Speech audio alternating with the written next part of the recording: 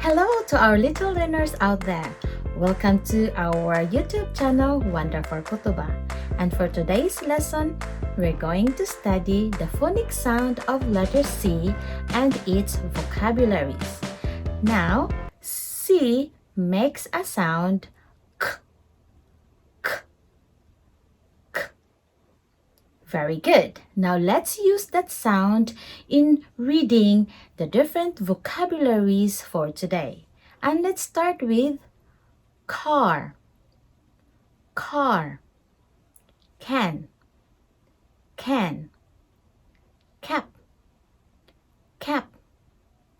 cup, cup, camel, camel, cold, cold, carrot, carrot, cabbage, cabbage, castle, castle.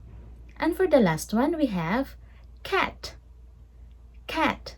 Great job, everyone! If you are new to our channel, you can check some of our videos about phonics sound of letter A and B. So, please don't forget also to subscribe and click the notification bell for the update. Once again, this is Genesis from Wonderful Kutuba. Teach languages, touch a heart.